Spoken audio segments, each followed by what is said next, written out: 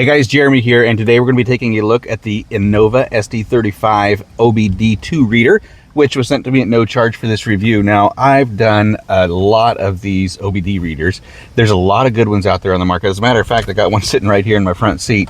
So I've reviewed probably a dozen or more of these, and a lot of them just tell you a bunch of the same stuff that you already know.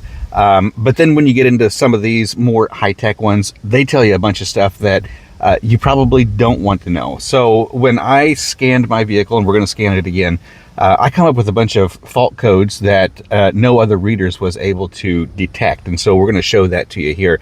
Now, some of the things that this will not show you is if you're low on fluids, or if you got a burned out headlight or a tail light or something like that.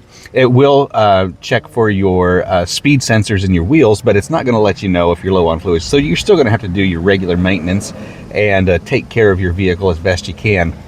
What this is going to do is if you hear something, feel something, and your vehicle is running differently than what it used to, and if you've got a check engine light on, this is going to be able to find what that problem is.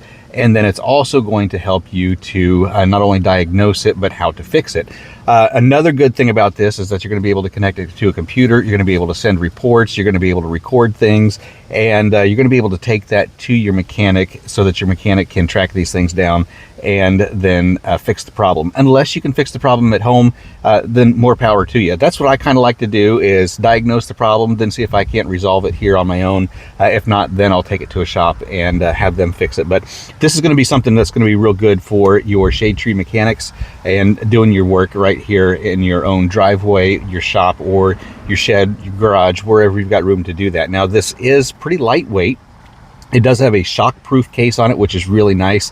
It's got a good feel to it and super simple and easy to use. So I've already got it plugged into the OBD plug, and we're going to go ahead and get this thing started up so that you can see what it has to offer you, and then you'll have enough information to make the decision if this is the right OBD reader for you.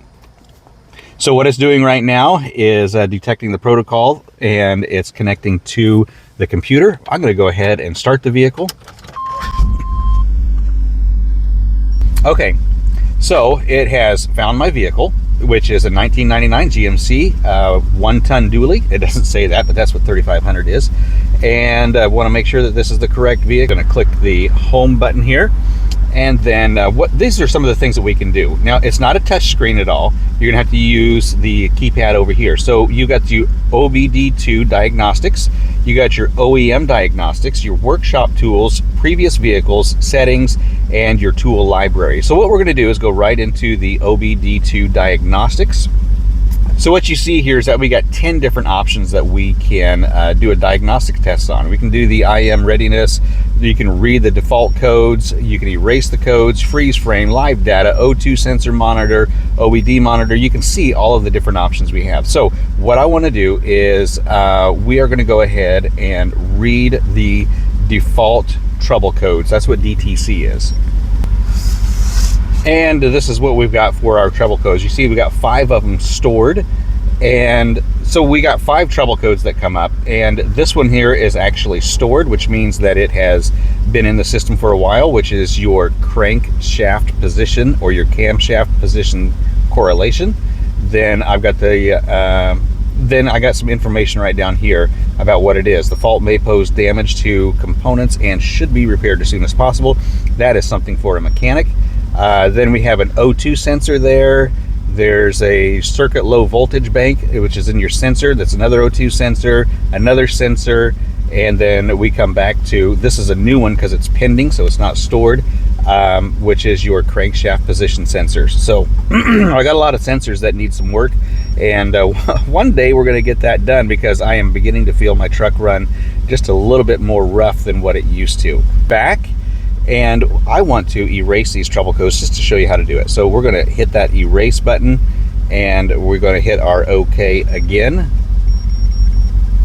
And erase was successful, and my check engine light is actually off. Okay, so now we're going through and doing another reading on the trouble codes. All right, and there you see everything's green.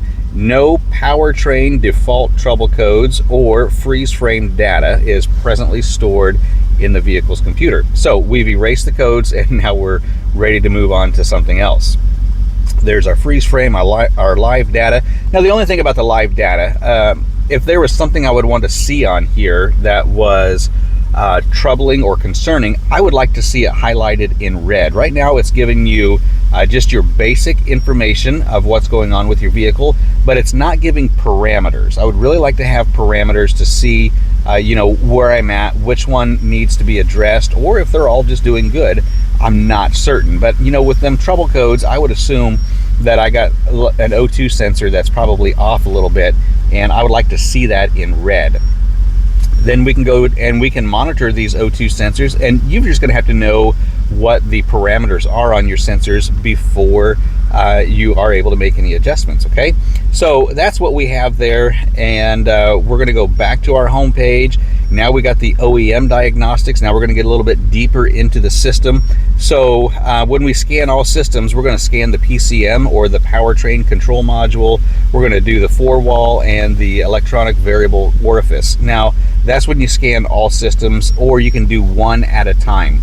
It doesn't take very long to scan all the systems, so we're going to go ahead and do that for you. All right, so now we're going to hit these 6 fault codes, see what we got in the system. We're going to read those codes under the PCM.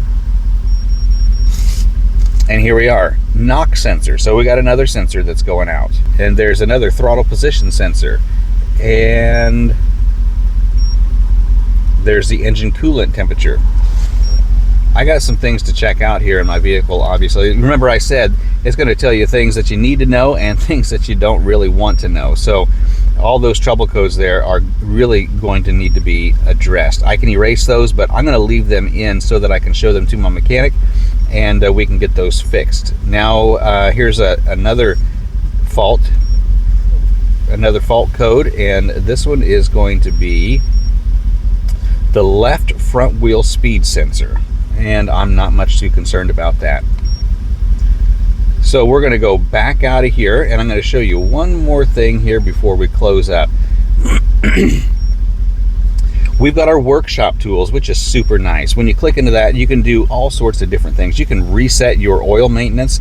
You can test your battery. You can reset your battery diagnostics there. You can check your alternator, your throttle position sensor. You can relearn and do all that. There's your tool library, and that's going to give you your definition, your default codes, your smog checks, and your DLC locator. Okay, so we got a lot of information just in this little device right here. Super powerful. Previous vehicles, we don't have any previous vehicles. So if you're looking for an OBD reader so that you can do your diagnostics at home, save yourself a bundle from going to the mechanic, especially if you're able to resolve the issues on your own, put it in your new O2 sensors and fix those all of those sensors that you got going bad here. I tell you what, this thing, as I said, it gives you a ton of information. It's given me information that some of these other OBD readers is not giving me. The only thing that I would like to see different with this particular OBD reader is on that live data. I would like to see things in red that were out of the range, that were out of parameters. Some of the other OBD readers do that. I would like to see this one do that. And that would be the only thing that I see as a kind of a downfall to this. It's nothing huge. It's not a deal breaker. It's still a ton of information, more than what others are given. So if you're looking for a great OBD2 reader, this one right here is definitely worth checking out.